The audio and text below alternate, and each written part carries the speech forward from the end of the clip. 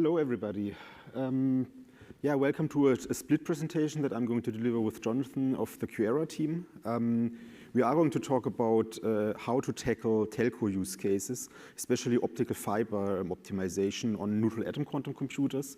This is a project we've done with a Spanish telco player named MásMóvil, recently rebranded under MásOrange after forming a joint venture, and very happy to present this today, especially with Jonathan. Okay. Back.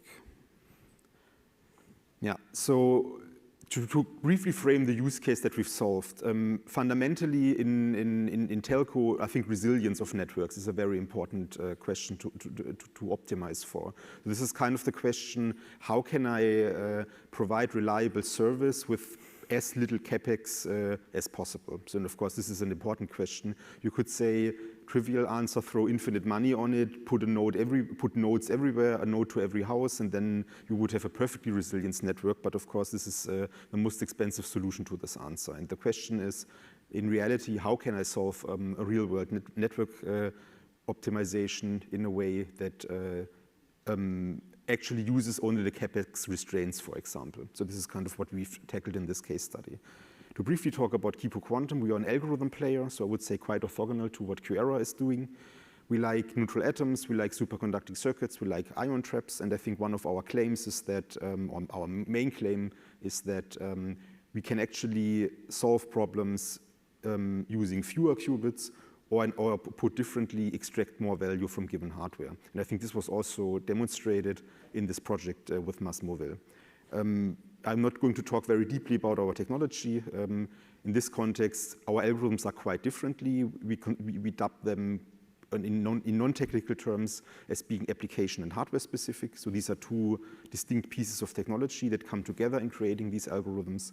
And we are optimizing them against hardware platforms such as neutral atoms, ions, and superconducting circuits.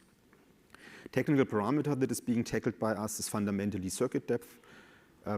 Being more specific is super helpful because it tackles probably one of the most relevant constraints that is present in quantum computing algorithms, the need to have very, very deep circuits. So using these application and hardware-specific techniques and creating different algorithms is super helpful in the sense that it actually reduces circuit depth by 1 to 2 orders of magnitude, which is, of course, a lot because it helps at the one side to push circuit depth below the coherence time limits of the quantum processor. This is kind of a, let's say, binary criterion, yes, no, does it work, does it not work? And then on the other side, having non-error corrected qubits, of course, is supported when not having a large number of steps or layers in the algorithm, because then the escalation and buildup of error is not as grave. So this is kind of what we are doing. We think that we have most powerful quantum algorithms around. We have, I would say, quite conclusively beaten things like QA/OA. On this slide, you can see how we are faring against optimization on D-Wave, simulated annealing, and tabu search. The last two are actually classical techniques. This is a paper that we've done using 156 of IBM's qubits. We used the Heron chip, published about 3 months ago. And at the bottom line, we essentially outperform closeness to solution, so kind of the optimality of the answer versus other techniques. This is not a quantum advantage demonstration by any means, because we are still not faster. And of course, you see on this plot that there are actually benchmarking results that we can plot. So no quantum advantage quite yet, but I think we're getting closer, and especially in applications where end users place a premium on getting a better answer and maybe don't care as much about, do I have to be 500 times faster? This could be quite interesting. And well, we can summarize this effect versus other quantum algorithms also quantitatively. So we've demonstrated outperformance in time to solution, for example. So we've demonstrated 500x there. 600x increased success probability, likely to finding the right answer, if you will, and then ultimately also getting better results. This can be applied on many use cases. Today we are going to talk about network optimization. To just briefly frame it, this was essentially done in a 3-way partnership. We've delivered the algorithm work. Of course, QuEra provided their hardware, the Aquila device, and we've worked together with Sinfo, which is a Spanish telco leader looking at MásMóvil's telco network. And with that, I would like to hand over to Jonathan to briefly mention what kind of hardware we actually used. Good. So I guess I'm here to explain a little bit more about our neutral atom hardware. I'm the quantum solutions lead at QuEra Computing. So I guess about QuEra, if you don't know about us, we are the leader in building neutral atom quantum computers. We're based in Boston. We are building both current generation, which is what was used on this project, as well as next generation digital machines. And we're focused on sort of trying to use these machines and understand how to use them both for today and tomorrow's applications. I guess we have a few recent milestones. I guess the one big one is that Google has made some investments in QuEra, as well as we are pretty invested in delivering machines on-prem. We have two machines, one for UKRI and one for ICE, which will hopefully be online. Those are gate-based machines, sometime soon. I guess if I can promote the notion of neutral atoms to everyone, if no one is convinced already, there are several key advantages to what we can do, mainly that we have a sense of scale, where we're able to very efficiently scale to thousands or tens of thousands of atoms, and therefore tens of thousands of qubits in a single machine. We operate at room temperature, which means that it makes it much easier to actually put that machine in interesting places.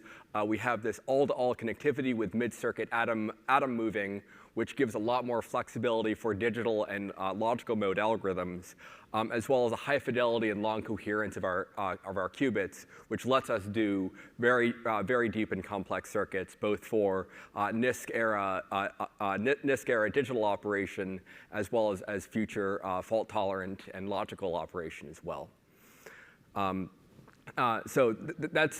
That's more talking about the next generation digital machines, but actually the other exciting thing is this first generation computer called Aquila, which is launched in, I guess, almost 2 years ago now, which is the only publicly accessible quantum computer based on neutral atoms. It's available basically at all hours of the week with very high uptime. And we've had many different publications, applications, and demonstrations, including what we're showing here today. So just to give a few more details, I sort of joke that it's not a QuEra computing slide if we don't show the Hamiltonian on the third slide. So this is our neutral atom Hamiltonian. So basically, unlike a standard gate-based machine where you program in some circuit, instead what we do is you program in basically coherent Hamiltonian dynamics, where you basically program in your Rabi drive, which is your sort of X flips, as well as interactions. And you're in fact able to encode problems into arbitrary positioning in 2D space. So for example, if you want to say encode the coastlines of the world, you're able to basically place your atoms, where each of these little dots is an individual atom on your device. Then what we can do is we can rapidly build entanglement and correlations using this notion of this Rydberg blockade effect, which very naturally maps to this independent set constraint, which then can be used as a resource for solving optimization, machine learning, and simulation problems. So this computer forms the basis for this project. But we're also focused on the next generation of machines. So this is actually a picture of our next generation machine, which is a gate-based device based on a reconfigurable architecture. So this lets you move your atoms around mid-computation. And this device will be, I guess, installed in sometime in 2025 at ICE. And we're looking forward to seeing what we can do with it for circuit-based algorithms as well as early fault-tolerant algorithms. I guess on top of this, we have this QuEra Quantum Alliance, which of course Kipu is a member. And I think this is sort of an important point here, where these sort of engagements, right, where we work together both with companies and software and applications customers to understand their problems and have them understand how hardware works. I think it's an important way of doing a co-design of letting people use the best ability of today's computers in order to get the best out of it, and then as we scale to tomorrow's computers, best understand what we can do tomorrow. It's so that maybe 5 years, 10 years down the line, we can get some real quantum value out of this. So that, I guess, if you're interested in learning more, I'd be happy to talk, or you can talk with any of us. I guess it's near the end of the of the conference, but you can come by our booth. But I guess maybe as a last slide before I hand it back over, I'll just comment on the kinds of problems that this neutral atom device can solve. There's sort of 3 main themes. There's machine learning, which is actually the topic of I guess 2 talks ago. Then optimization, which is the topic of today, as well as simulation, which is basically you use your quantum computer to simulate quantum mechanics. So I guess with that, maybe let me hand it over and present more on optimization. Thanks, Jonathan. Thank you. Before I switch on, I think you should keep the middle box in line, max independent set. This is essentially the problem that we've also used as a mapping for this industry use case. Just briefly on the outline, so what did we do? We've looked at a real telco network in Galicia. Galicia is a region in the north of Spain. Can highly recommend it. It's a beautiful tourist destination, I think also a very pleasant place to live. And they also have highly resilient telco networks, essentially. What we've essentially done is express this network using a max-independent set, using the Aquila device by QuEra, and essentially, together with the customer, develop a resilience metric that is essentially helpful in kind of figuring out how things are changing when looking at different nodes, adding nodes, removing nodes, and so on, which is then something that they can use to assess. Let's say at a real-world scale, does it make sense to place an additional node here or here? Let's say both nodes cost the same, then you can kind of quantify how much better is the resilience getting, maybe how much happier will my customers be, and so on. Okay. So from a structural perspective, again, this is a real-world problem, but you can essentially look at or think about this real network as a structure that contains essentially of a backbone. So these are densely populated areas in Galicia that essentially have loosely connected subnetworks. And you can, of course, imagine this represents certain neighborhoods, certain areas in certain towns where you have essentially networks that are being connected and then assembled into a larger structure. Yeah. What we've done using these calculations and essentially solving these MISs is essentially an assessment of the resilience. Of course, you need to do this several times, and you will compare different types of network configurations to then ultimately assess the kind of a metric of the resilience. And I think to summarize what we've then achieved, there was ultimately a model using 46 nodes that we've managed to map against the Aquila device that has 256 qubits. We didn't use all of them for this kind of work. The algorithm was quite efficient, so we've managed to accurately predict the resilience. And of course, this shows, at least from a customer's perspective, high potential because we've ultimately also demonstrated to them that the overall method can also scale. If we take a step back, what would this mean? We've essentially demonstrated that we can tackle a real-world problem, or at least parts of a real-world problem. We've ultimately looked at something like 10 to 15% of the real network size in Galicia. You could, of course, say this is still a toy-sized problem. I want 100%. But I would also say this is significantly closer to real-world applications than a lot of the optimization POCs that are done otherwise, where you look at 5 parameters and things that are maybe not 15%, but only a fraction of a percent of the real thing. So that is, I think, something that the customer was quite excited about. On the other side, I think it gets really interesting if you compare this result with QuEra's roadmap. I think QuEra is one of the players that has demonstrated that they actually deliver against their roadmaps. This is true for many players that are here today, but I think QuEra is also one of them. So I consider these roadmaps very reliable, and there will essentially be, unless the roadmap has been updated, something like 3,000 neutral atom-based qubits by next year, and about 10,000 physical, and about 100 logical qubits by 2026. If you compare 10–15% of the real problem using about 140 qubits with 3,000 qubits from next year, this already shows that if the mapping that we've developed holds like we expect, you probably can map the full problem of this telco networks against a neutral atom quantum computer, and then ultimately start reaping benefits. So this is really close of being a real-world problem, essentially, which is of course quite exciting for us. I think this has also, I think, interesting for quantum in general, not only for the telco sector, because it shows that that we are actually approaching error correction would of course be helpful, and I think there are some problems that will not be solvable without error correction, but it's probably not a prerequisite for first usefulness. And I would say the kind of MIS problems that we've solved here in the telco sector can probably be generalized and also applied to other sectors. I think energy networks is probably an obvious thing that is adjacent to what we did there, but I think there are also other types of MIS problems that are industrially highly relevant and solvable by that. Enough about this use case. How can this be accessed? So Kipu owns a platform. It's called Planck. There's a German physicist, Max Planck. He's supposed to be one of the fathers of quantum mechanics, so he was the namesake for our platform. Algorithms like the one we've used in the Masmovil project are hosted on Planck, can be accessed via API calls as services.